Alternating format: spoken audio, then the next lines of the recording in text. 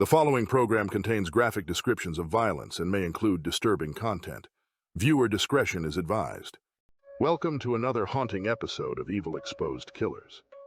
I'm Charles, your guide into the hidden and horrifying truths of our world. Tonight we delve into the chilling case of Tsutomu Miyazaki, a man whose obsessions led to unspeakable acts of violence. Known as the Otaku murderer, Miyazaki's story is one of isolation, depravity, and murder. Join me as we uncover the unsettling details of his life and crimes.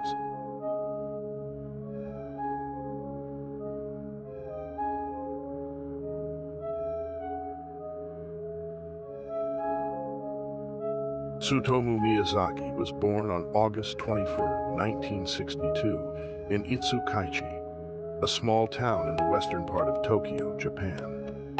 His early life was fraught with challenges. Born prematurely, Miyazaki suffered from deformities in his hands, which prevented him from fully bending his wrists.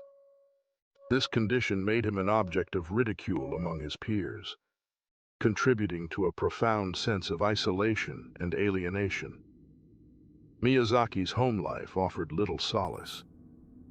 His parents were emotionally distant and preoccupied with their own lives, leaving Miyazaki to fend for himself.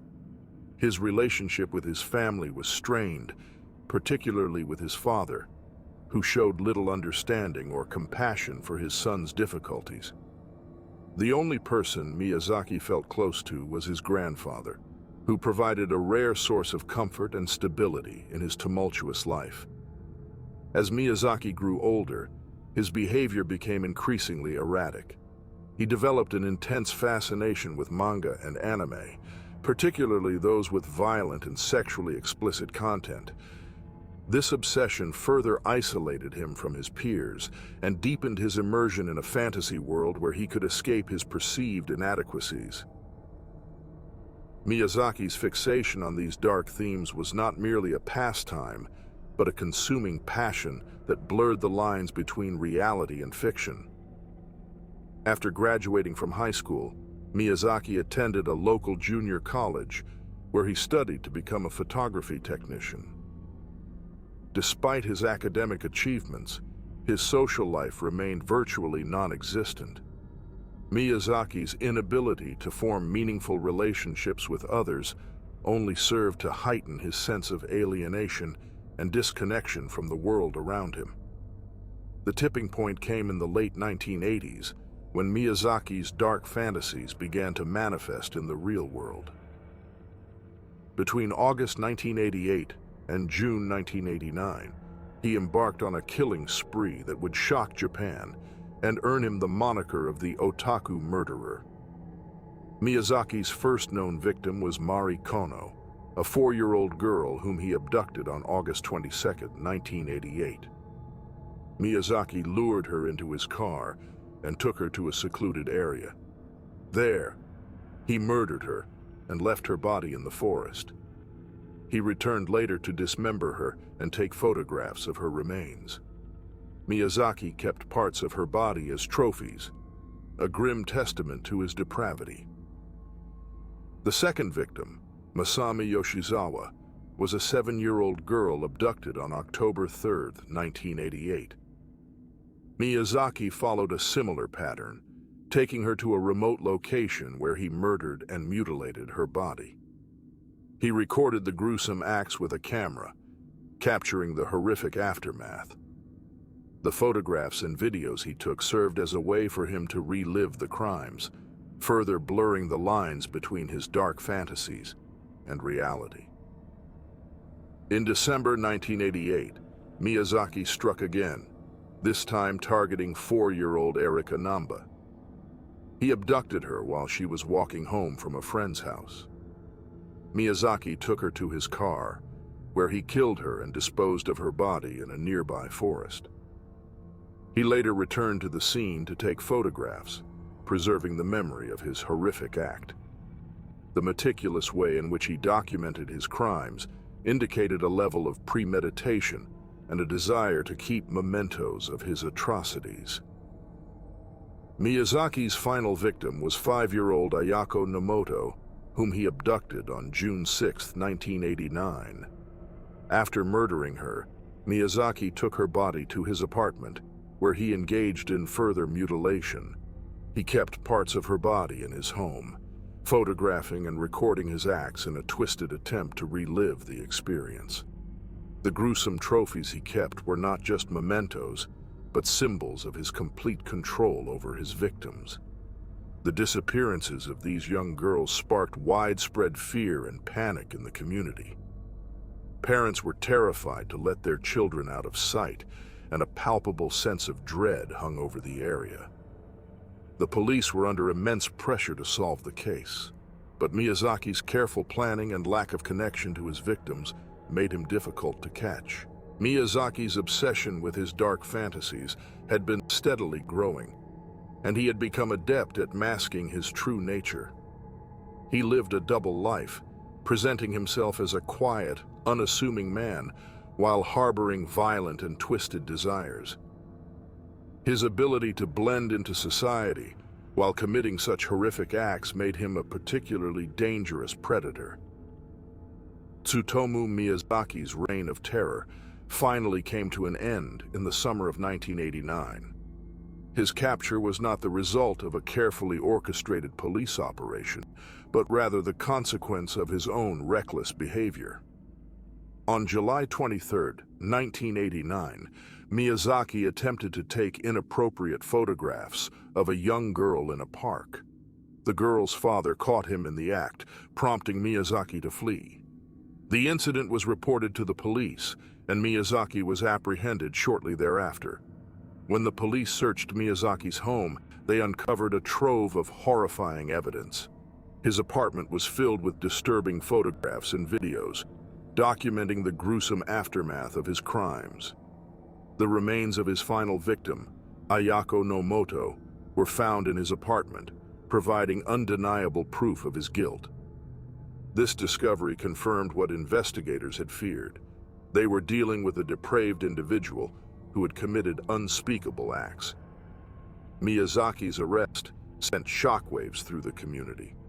The residents of Tokyo were horrified to learn that the man responsible for the abduction and murder of several young girls had been living among them. The media quickly dubbed him the Otaku murderer, a reference to his obsession with violent manga and anime. This moniker further fueled the public's fascination with the case and raised questions about the influence of violent media on vulnerable individuals. The trial of Tsutomu Miyazaki was a spectacle that captivated the nation. It began in March 1990 and lasted for 7 years, drawing intense media coverage and public scrutiny. The courtroom was filled with reporters and spectators, all eager to witness the proceedings. Miyazaki's detached and unemotional demeanor throughout the trial only added to the macabre atmosphere. During the trial, the prosecution presented overwhelming evidence of Miyazaki's guilt. The photographs, videos, and remains found in his apartment painted a chilling picture of a man consumed by dark fantasies and driven to commit horrific acts. The prosecution argued that Miyazaki's crimes were premeditated and that he was fully aware of the consequences of his actions. Miyazaki's defense team attempted to argue that he was not responsible for his actions due to mental illness. They claimed that his troubled upbringing, physical deformities, and obsession with violent media had contributed to his psychological instability. However, the prosecution countered this argument by presenting evidence of Miyazaki's calculated and methodical approach to his crimes. They argued that his actions were not the result of a mental breakdown, but rather a manifestation of his twisted desires. The trial revealed disturbing details about Miyazaki's crimes. Testimonies from experts and investigators provided a grim account of his methods. Miyazaki had lured his victims with promises of toys or candy, using his seemingly harmless appearance to gain their trust. Once he had them in his grasp, He would take them to remote locations where he carried out his horrific acts. The meticulous way in which he documented his crimes indicated a level of premeditation and a desire to keep mementos of his atrocities. Throughout the trial, Miyazaki showed no remorse for his actions. He remained emotionless as the prosecution presented graphic evidence and heart-wrenching testimonies from the victims' families. His lack of empathy and detachment only served to reinforce the prosecution's argument that he was a cold-blooded predator. In April 1997, after a lengthy trial, Tsutomu Miyazaki was found guilty on all counts and sentenced to death. The verdict brought a sense of closure to the families of his victims, but the emotional scars left by his actions would never fully heal. Despite several appeals, Miyazaki remained on death row until his execution by hanging on June 17, 2008. Miyazaki's case had a profound impact on Japanese society. It prompted a re-evaluation of the influence of violent media on vulnerable individuals and led to increased scrutiny of the so-called Otaku subculture. The case also highlighted the need for better mental health support and intervention for those exhibiting troubling behaviors. In the years following Miyazaki's arrest, there was a growing concern about the potential dangers posed by individuals who shared his obsession with violent media. The term otaku came under intense scrutiny, with many fearing that those who immerse themselves in fantasy worlds could be at risk of developing dangerous tendencies. This fear was compounded by the media's portrayal of Miyazaki as a typical otaku, leading to widespread stigmatization of the subculture. However, experts argued that Miyazaki's crimes were the result of a complex interplay of factors, including his troubled upbringing, physical deformities, and psychological issues. They emphasized that the vast majority of otaku were harmless enthusiasts who posed no threat to society. This perspective helped to temper the initial hysteria and led to a more nuanced understanding of the relationship between media consumption and violent behavior. Miyazaki's case also underscored the importance of early intervention for individuals exhibiting signs of severe psychological distress. Mental health professionals called for increased resources and support for those struggling with mental health issues, arguing that timely intervention could help prevent future tragedies. This call to action led to the development of new programs and initiatives aimed at identifying and supporting at-risk individuals. The legacy of Tsutomu Miyazaki's crimes continues to haunt Japanese society. His story serves as a chilling reminder of the depths of human depravity and the potential for darkness that can lurk behind a seemingly ordinary facade. It also highlights the importance of vigilance and the need for a compassionate and proactive approach to mental health care. As we conclude this examination of Tsutomu Miyazaki, the otaku murderer, we reflect on the tragic loss of innocent lives and the enduring impact of his reign of terror.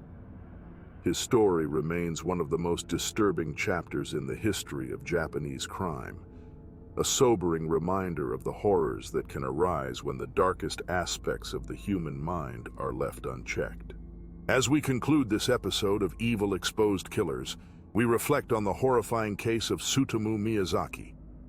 His monstrous actions and complete lack of remorse serve as a stark reminder of the depths of human depravity.